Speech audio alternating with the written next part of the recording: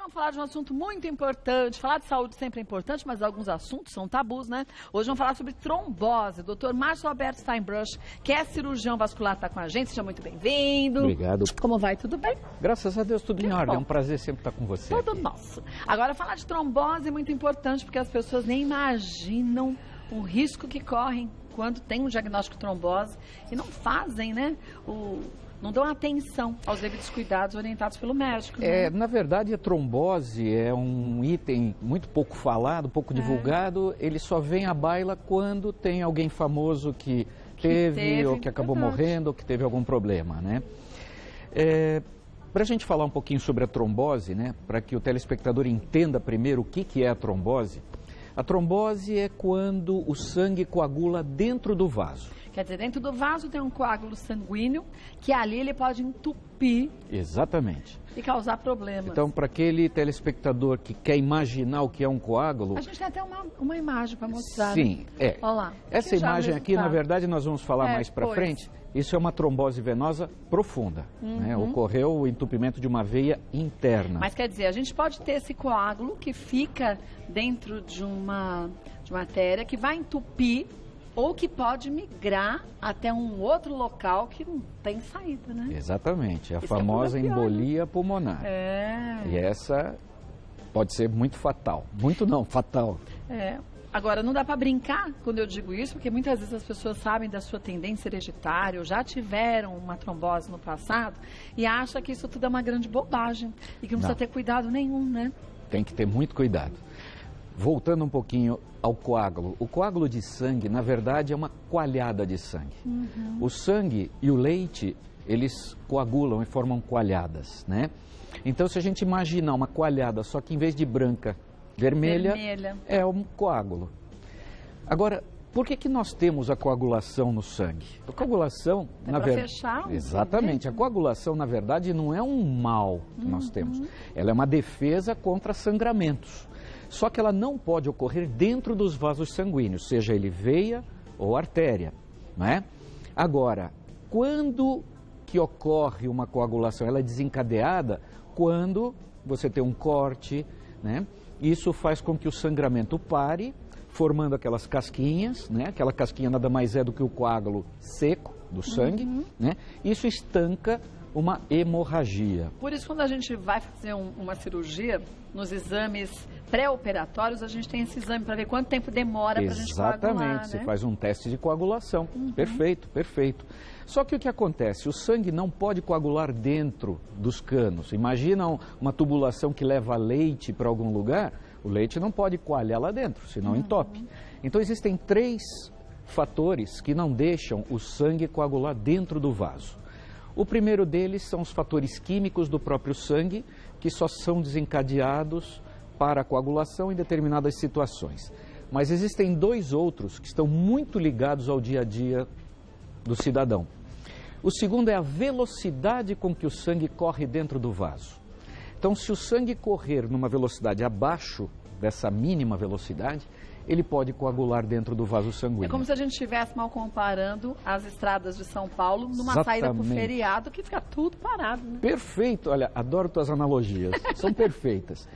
E o terceiro item é a lisura, né, com que as paredes dos vasos se relacionam com o sangue. Então elas têm que ser muito lisas para que não haja atrito. E se ela tiver algum acúmulo de colesterol? Se tiver acúmulo de colesterol nas artérias ou se ela tiver aquelas dilatações nas varizes, você tem um atrito muito grande do sangue. Fora isso, no caso das varizes, você tem a velocidade do sangue muito mais baixa. Né? Aí sim eu trouxe algumas ilustrações para que o telespectador possa entender o mecanismo. Nós vamos falar primeiramente de trombose venosa, que eu acho que é o foco nesse momento. Principal. Então nós temos aqui uma veia normal, e nós podemos ver que dentro dela existem válvulas que não deixam o sangue voltar para baixo. Quer dizer, o sangue desce... Não, o sangue sobe, mas não desce. Essa é a situação das nossas pernas. Tá? Então as veias das pernas têm que trazer o sangue de volta contra a gravidade. Mas se eu não tiver essa válvula forte... Exatamente, é o caso da veia varicosa. Quando ela se dilata, e as válvulas não se fecham, o sangue começa a voltar na contramão. Só que ele volta na contramão com a gravidade e encontra aquele que quer subir. Nesse momento, os dois fazem um cabo de guerra e ficam parados. Isso diminui a velocidade e a chance de uma trombose é grande. Agora, isso pode acontecer com muita gente, mas não tem trombose. O que faz essa predisposição à formação desse coágulo? Bom, nós temos que pensar primeiro no estado evolutivo das varizes. Então, uma pessoa que tenha varizes no estágio de evolução mais adiantado está mais sujeito, mais propenso do que aqueles que tenham as varizes no início de carreira, né, que eu brinco. Né? Agora, existem fatores que desencadeiam a trombose que são genéticos, que são chamadas trombofilias. Então, o indivíduo que tem uma alteração genética, ele tem uma alteração na coagulação sanguínea e mesmo não tendo nenhuma doença, ele pode desenvolver a trombose. Então, nesse caso, o diagnóstico de trombose é feito e, esgotado todos os diagnósticos possíveis para a causa daquela trombose, passa-se a pesquisa da trombofilia. Que é um teste genético para a gente saber, É um né? teste genético, é um teste que é quase um rolo de papel de exames que se pede para a gente ter certeza disso daqui, porque esse indivíduo vai passar, infelizmente, a tomar um anticoagulante para o resto da vida. Agora, a gente fez questão de começar explicando direitinho o que é a trombose, porque se você não tem um conhecimento correto, não tem como você fazer a sua parte depois, não é? Quer dizer, se você sabe que na sua família teve 2 casos de trombose, já está mais do que na hora de ir ao médico. Perfeitamente. Não é a gente receber o diagnóstico e depois ver o que a gente faz, é a gente evitar que a doença chegue até a gente, né, doutor? Perfeito, é isso mesmo. Todo aquele indivíduo que tenha um familiar, alguém consanguíneo, que teve um histórico de trombose ou de qualquer doença vascular, é importante que faça a prevenção. Aqui os nossos mitos e verdades. Vamos. Varizes podem levar ao surgimento de trombose. Agora, só para começar, isso aqui são vasinhos? Exatamente. E não varizes, né? Não, na verdade, esses são as telangiectasias, o termo técnico. Né? Eles são os capilares que se dilataram, porque provavelmente existe uma veia que a gente não enxerga que está com problema.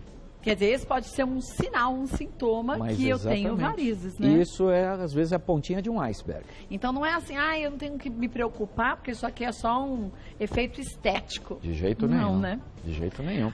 Agora, varizes podem levar ao surgimento de trombose? Verdade. Pode, né? Verdade. Isso é muito verdadeiro, porque uma das principais causas das tromboses...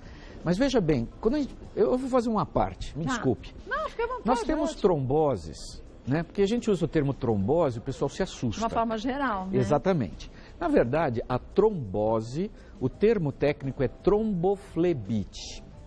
Flebite significa, flebo é veia, ite é inflamação e trombo, um coágulo.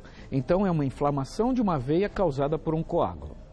Então, essa é uma tromboflebite. Ela pode ser profunda, se pegar nas veias lá de dentro da perna, que nem aquela foto que a gente mostrou da perna inchada, ou ela pode ser superficial. Qual a mais perigosa? A mais perigosa é a profunda, né? é aquela sim que pode soltar um pedaço lá da nossa ricota de sangue. Do coágulo. Exatamente, e ir para o pulmão, entupindo, e dependendo do tamanho desse coágulo, pode ser fatal. Né? Então, só que o que acabou se tornando de uso e costume? Tromboflebite a gente acaba usando quando ela é superficial, quando ela pega numa veia que está embaixo da pele. Depois nós vamos ver uma foto disso. E a trombose, que na verdade tudo é trombose, mas a gente acabou usando como trombose venosa profunda, a famosa TVP. Porque trombose também dá em artéria. Depois a gente fala. Vai falar. Vamos ver mais um mito ou verdade. A trombose sempre apresenta sintomas. Mito. Esse que é o problema, né? Este é um grande problema. 50% dos casos de trombose venosa profunda em membros inferiores, em pernas, são sem sintomas, são assintomáticas. Marcos Paulo faleceu de uma trombose. Exatamente. Ele estava dentro do avião. No avião, exatamente. Se a trombose desse sintoma sempre, seria uma maravilha, mas não. Então existem indivíduos que de repente estão bem... Quantas vezes a gente era criança e escutava a mamãe falar, puxa, fulano saiu do hospital tão bem, atravessou a rua e morreu. Do que houve? O que aconteceu? Muito simples, ele tinha provavelmente uma trombose assintomática, soltou um coágulo e teve uma embolia pulmonar. Agora, de uma cirurgia, de um tratamento quimioterápico, de outros tratamentos, você pode desenvolver um coágulo e aí ter uma trombose? Pode. Pode? Esse era outro assunto interessantíssimo. Causas de trombose. Nós falamos das varizes, nós falamos de trombose arterial, no caso, né? Mas esquecemos de falar algumas outras coisas. Os tumores, né, os cânceres malignos, eles podem, dependendo do tipo, eles podem produzir substâncias que causam o aumento da coagulação do sangue. Então, muitas vezes, quando a gente recebe um paciente com trombose e não se encontra nenhuma causa aparente, tem que se pesquisar também a possibilidade de um tumor. Isso aconteceu recentemente com um cantor famoso, né? Que, aliás, é o que foi que chamou atenção para a trombose novamente. Foi o Gerry Adriani. Gerry Adriani, exatamente. Então, isso se chama síndrome paraneoplásica. Então, alguns tipos de tumor, principalmente os de pâncreas e alguns outros, produzem substâncias que facilitam a coagulação do sangue. Então, a trombose está muito relacionada a tumores. Outra possibilidade é quando o tumor cresce muito numa determinada região e comprime o vaso. Aí também você pode ter a trombose por obstrução mecânica. Sim, porque uma vez que comprime o sangue mais uma vez, não exatamente. consegue passar. E quanto à quimioterapia, que você citou, que infelizmente é um mal necessário e que tem tido bons resultados, os telespectadores devem observar que a maioria dos pacientes que fazem quimioterapia colocam um catéterzinho, né, uma mangueirinha de silicone, por uma veia que fica aqui na região do ombro. E embaixo da pele fica um disquinho com silicone por onde é injetado o quimioterápico, né? É conhecido como portocate, isso daqui. Por que isso? Porque esse catéter ele vai até a veia cava, ele entra quase que no coração, onde nós temos a veia mais grossa possível, para que ele não irrite a parede de uma veia e cause trombose. Olha, que então, alguns quimioterápicos, se tomados em veias periféricas, pode dar trombose naquela veia. Quer dizer, de um calibre menor e de uma espessura melhor. Exatamente, porque ele irrita muito a parede do vaso. É quase o mesmo processo de secar os vasinhos, vamos dizer assim. Sim, sim. Irrita a parede do vaso e dá uma tromboflebite. Muitas vezes, tomando soro, isso acontece. É verdade. Olha. Vamos ver mais um? Mito ou verdade? Pílula anticoncepcional causa trombose. Então, o causa trombose faz com que isso seja mito. Porém, o anticoncepcional, ele é um remédio que, por ser justamente hormônio feminino, ele tem uma função um pouquinho, ele tem um efeito vasodilatador e também mexe com coagulação. Porém, o anticoncepcional, ele não causa sozinho a trombose, ele tem que estar associado a outros fatores, principalmente o cigarro. Quer dizer, a mulher que fuma, se tem um caso ainda de trombose na família, ainda usa pílula anticoncepcional? Não deve. Cigarro e anticoncepcional não combinam. Ou para um ou para o outro. Eu aconselho parar o cigarro, mas... Porque não é só esse o problema que você pode ter fumando, né? Exatamente. Tem outros Na verdade, problemas. são só problemas, né? Vamos falar? Exatamente. Mas o anticoncepcional sozinho não causa. Não causa. Vamos ver mais um, é o nosso último mito, depois tem as perguntas. A trombose pode ocasionar uma embolia pulmonar, como a gente disse. Verdade, sem dúvida. Esse é o maior risco nas tromboses. Esse é o maior risco nas tromboses. E o pior é que são muitos casos de óbito, né? Sim. E, infelizmente, às vezes não dá tempo de fazer nada. Isso com toda a tecnologia que nós temos. Então. Em casos de embolia pulmonar, se pego a tempo e o paciente sobreviver àquela embolia, ainda existem formas de fazer um cateterismo, conseguir sugar o coágulo. Existe, mas... Normalmente é mais difícil. Por isso que a gente tem que evitar, gente. Vamos falar, assim, do que a gente tem que fazer para evitar ter uma trombose, que é importante. Tom Jobim também morreu de uma embolia pulmonar. Também é verdade. E fazendo uma cirurgia urológica. E às vezes, gente, a cirurgia é boba, dita cirurgia boba. Por isso que a gente tanto fala de fazer os exames direitinho, de contar para o médico todos os problemas que você tenha, porque às vezes a pessoa acha que não tem nada a ver uma coisa com a outra, né? Todo mundo acha que cirurgião vascular só trata de vasinhos. Não é verdade. Eu recebo no consultório avaliações para pacientes que vão fazer cirurgias ginecológicas, cirurgias ortopédicas, cirurgias urológicas.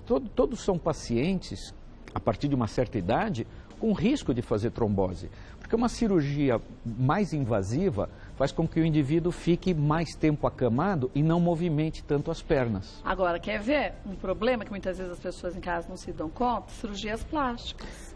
Opa! Aí você fala, mas eu vou fazer combinadinha, eu vou fazer uma lipo, vou fazer peito, fazer nos narizes, sei lá, o que mais. Quanto tempo você fica anestesiado? Quer dizer, qual o risco que você corre se você não fez todo esse Eu já vi né? Eu já vi casos de cirurgia. Eu não sou contrário à cirurgia plástica, muito pelo contrário. Eu acho que é a cirurgia da alma. Sim. Eu acho que quem quer e pode tem que fazer. Mas vai com calma, né? Exatamente. Não adianta querer fazer a funilaria completa de uma vez. Eu já vi casos de cirurgias de 8 horas. Então, plástica. Passou de 5 horas. É muito perigoso, é muito perigoso. Né? Haja vista que algumas cirurgias mais prolongadas se usa inclusive uma bomba pneumática, né? Uma meia especial com bomba pneumática para que se faça o bombeamento sanguíneo. É aquele mesmo bombeamento que a nossa panturrilha faz, feito por máquinas. Né? Em alguns casos mais simples se usa uma meia branca que não tem nada a ver com a meia elástica, que é a meia antitromboembolismo. Né? E que mesmo assim a pessoa ainda pode ter. Mesmo assim. Problema, né? Em cirurgias maiores se faz até uma profilaxia, né? Uma prevenção com medicação. Gente, a gente está falando de tudo isso, não é para te alarmar não, é para você saber o quanto que é importante você seguir a recomendação do seu médico e não esconder nada. Quem tem trombose venosa, pode tirar os vasinhos que tem nas pernas? Sim, uma boa pergunta, pode. Uma coisa não tem nada a ver com a outra. Na verdade, não é quem tem trombose, né? Quem teve trombose. O certo é... Porque se tem, ela está em tratamento. Se tem, está em tratamento, não dá. Vamos ver mais uma? Adalgisa, tive trombose venosa há 9 meses. Estou tomando anticoagulante oral. Teria algum problema em ter que fazer uma viagem de avião? Adalgisa, é uma excelente pergunta também. Não tem nenhum problema desde que tome os devidos cuidados. Usar uma meia elástica durante o voo. Até onde? Veja bem, o suficiente é a meia 3/4. Então aquela que vem abaixo do joelho tá bom. É o suficiente. Tá. Se quer usar uma saia, alguma coisa, e quiser usar uma meia mais alta, não tem problema. Mas a meia age na panturrilha, age na barriga da perna. Então não precisa esmagar a coxa, Não precisa esmagar. Ainda mais num voo longo, a meia elástica é suficiente a 3/4. Agora, aqueles movimentos que a gente pode fazer, perfeito, caminhar na aeronave, balançar o pezinho. Na vigência do anticoagulante, ela está protegida de outras coisas, então não tem grandes problemas. Mas a tem gente que não está tomando nada. Exatamente, mas então tem que usar meia elástica e fazer uma caminhadinha no avião, movimentos. E nada de bebida alcoólica, né, que desidrata. Isso mesmo, a bebida alcoólica faz com que se perca mais água e a concentração do sangue, por causa da desidratação, é uma das que provoca trombose nos voos. Então tem que tomar cuidado. Vamos ver mais uma? Edinalva, quem tem trombose pode dormir com as meias para circulação? Olha, a pergunta poderia ter uma resposta, né? Eu poderia dizer que pode dormir, mas não precisa dormir com as meias. Na verdade, quando se está deitado, a própria gravidade já faz com que o fluxo venha para cima. A meia é para ser usada durante o dia. Que a gente está de pé. Exatamente, para ajudar, né? Agora, poder pode, mas não precisa. E aquele negócio atrapalha, gente, né? Sim. É importante, mas atrapalha. Vamos usar quando tem necessidade. Mas existem marcas e modelos mais modernos que são muito confortáveis. Eu operei varizes há 2 anos atrás. E a que eu usei era aquela branca, mas não aquela que você falou cirúrgica, a outra. E que já não aperta tanto. Sim, sim. E tem umas hoje em dia que a gente sai do hospital até com medicamento na própria meia e tudo mais, sim. né? Tem uma série de coisas. A tecnologia está muito avançada, né? Então converse com o seu médico que ele vai poder saber qual é o melhor produto e a melhor meia para cada um, né? Exatamente. Que são vários os tipos. Vamos ver mais uma? Vamos lá. Márcia, é normal a perna inchar 2 anos depois da trombose ser tratada? Essa é uma pergunta muito interessante e muito importante. Márcia, sim. Infelizmente, quando ocorre uma trombose, se vocês lembrarem daquela foto que eu mostrei das válvulas... Da fotinha das válvulas? Não tem problema. Aquelas válvulas, o que acontece? Quando ocorre o coágulo, como eu falei no começo, o coágulo é que nem uma coalhada de leite. Então forma uma ricota e tal qual a ricota, aquilo vai curando, vai virando um queijo meia cura, até virar um queijo bem, durinho. Bem durinho. Então nesse momento o coágulo já não solta mais, não tem mais risco de embolia, não tem mais problema nenhum. Porém, aquele coágulo começa a dissolver e o sangue ele volta a passar por lá, só que destroem as válvulas. Quer dizer, e aí... Então a pessoa acaba desenvolvendo como sequela uma coisa que a gente chama de insuficiência venosa, ou seja, o sangue sempre vai ficar naquele vai e vem, então é um indivíduo que vai ser muito importante usar meia elástica para o resto da vida e vai ter a perna mais inchada. Isso não tem como curar. Não tem não, jeito. Né? Infelizmente não. Vamos ver mais uma? Úrsula, tenho varizes, em uma delas surgiu um calombo doloroso. Agora a veia está quente e avermelhada. O que pode ser isso? Exatamente. Isso pode ser uma tromboflebite superficial. É aquilo que eu falei no começo do programa. As varizes parece que estoura, sai, né? O Exatamente. Fica alta, né? Numa determinada fase da doença, ela forma aqueles caroços e lá dentro o sangue fica turbilhonando e ele pode coagular lá dentro e aí forma a tromboflebite. Depois, se houver tempo, temos uma foto mostrando a trombose superficial e uma... Deixa eu pedir para eles colocarem a fotinho, Ocimar. Sim, se puder, pode até passar rapidamente as fotos. Superficial, deixa eu ver se ele sabe qual é, porque senão ele vai pôr onde a gente mostra. Eu sei, isso aqui são varizes, demonstrando até que ponto podem chegar as varizes, né, ao tamanho que chega. Essa é uma flebite superficial, ou tromboflebite superficial.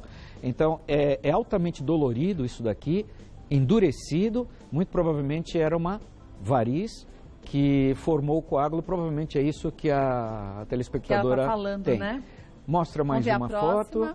Aqui já houve dentro da perna. Então, como compromete uma drenagem maior da perna, então a perna incha demais, mais. Né? Exatamente. Essa sim tem um risco maior de dar uma embolia pulmonar. Vamos ver se tem mais alguma rapidinho. Não tem mais nenhuma, essa última. Ah, que pena. Que pena. Vamos ver a última pergunta? Agora, gente, é bom lembrar que você tem que acompanhar direitinho com o seu médico, viu? Sem dúvida. Não é pra você, lá, resolvi o problema, não volto nunca mais. Esse é o problema que a gente tem. Acho que está curado de qualquer coisa, esquece o médico. A gente brinca que em alguns casos como esse, a gente adota o paciente como filho. O resto da vida, eles têm que se dedicar. E ainda bem que tem como a gente ser adotado por um médico, né? Bom, isso é verdade. Vamos ver a Mariana. Tenho 30 anos e minha mãe teve trombose na cabeça. Já devo fazer exames de prevenção? Então, trombose na cabeça pode ser que ela tenha tido um acidente vascular cerebral isquêmico, né? Isquêmico porque entupiu um vaso, pode ter sido por um coágulo.